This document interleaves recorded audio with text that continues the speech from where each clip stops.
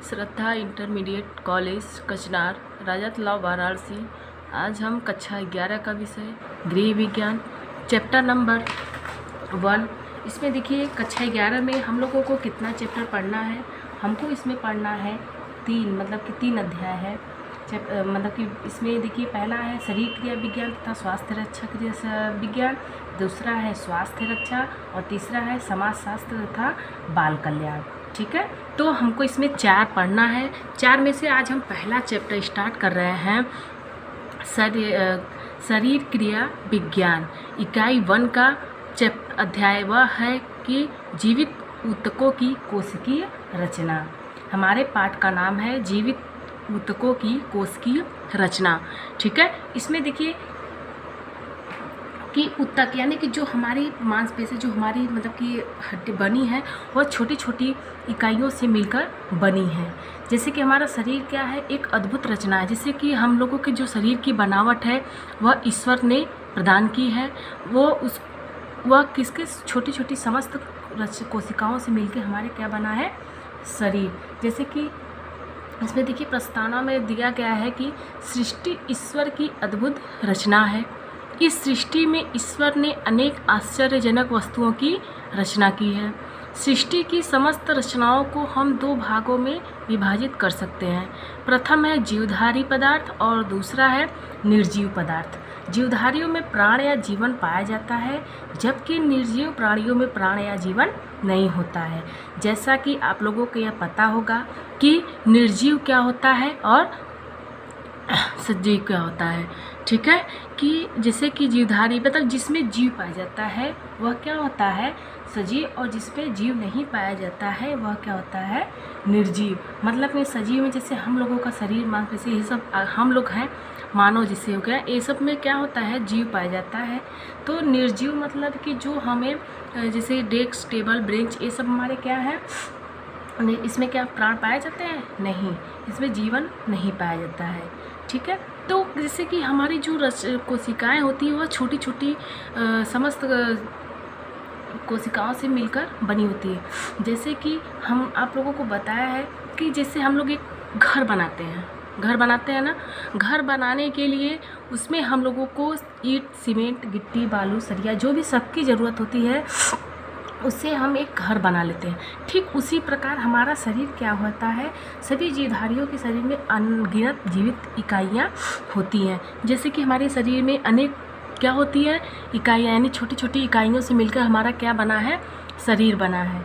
ठीक है, तो इसमें है कोशिका में से मतलब कोशिका। इसके आगे हमारा अगला हेडिंग है कोशिका। जिस प्रकार किसी भवन का निर्माण ईंट, सीमेंट, मिट्टी इत्यादि विभिन्न सामग्रियों से होता है, उसी प्रकार सभी जीवधारियों के शरीर की रचना अनगिनत जीवित इकाइयों द्वारा होती है। ठीक है, जैसे कि हमने आप लोगों को बताया है कोशिका यानी सेल। जैसे जो हमारी कोशिकाएं, जो हमारी हड्डी, जो हाथ की मांसपेशी होती हैं, वह क्या होती है, हमारे जो अंदर क्या बनी है, छोटी छोटी कोशिकाओं से मिलकर बनी है। ठीक है, इसी प्रकार जैसे हमने आप लोगों को एक बताया था ना अभी कि जिस प्रकार ईंट, सीमेंट, मिट्टी इत्यादि विभिन्न सामग्रियों से होता है, उसी प्रकार जीवधारियों के शरीर की रचना अनगिनत जीव इकाइयों द्वारा होती है। ठीक है, इसमें परिभाषा में देखिए दिया है कि जीवधारियों के शरीर की रचना असंख्य होती है, असंख्य छोटी बड़ी इकाइयों द्वारा होती है। इन्हें ही हम क्या कहते हैं, कोशिका। जो हमारी कोशिका होती है वह अनगिनत यानी असंख्य संख्या में होती है। इसमें इतिहास देखिए, इसका क्या है कि इतिहास में कि रॉबर्ट हुक ने इसका नाम कोशा रखा। रॉबर्ट ब्राउन ने केंद्रक का नाम का ज्ञान प्रदान किया। जैसे केंद्रक, जैसे कि अभी आप लोगों को हम इस फिगर के द्वारा बताएंगे। इस फिगर में देखिए है, ठीक है, इस फिगर में देखिए दिया है कि कोशिका यानी केंद्रक क्या है, केंद्रिका कहाँ है। ठीक है, केंद्रक का भाग देखिए ए वाला भाग होता है, केंद्रिका मतलब यहाँ जो बीच वाला भाग है। ठीक है, कोशिका झिल्ली है जो ये हमारा भाग है। फिर केंद्रक द्रव्य यानी जो केंद्रिका के ठीक बाएं साइड, दाहिने साइड है। फिर इसके बाद है कोशाद्रव्य, ये जो हमारी छोटी छोटी बनी है कोशिका, ये सब क्या हमारे कोशाद्रव्य यानी साइटोप्लाज्म भी इसे कहते हैं। ठीक है, कोशिका शरीर की सूक्ष्मतम रचनात्मक एवं क्रियात्मक मूलभूत जीवित इकाई होती है। झिल्ली से आबद्ध जीवद्रव्य या प्रोटोप्लाज्म को ही कोशिका कहते हैं।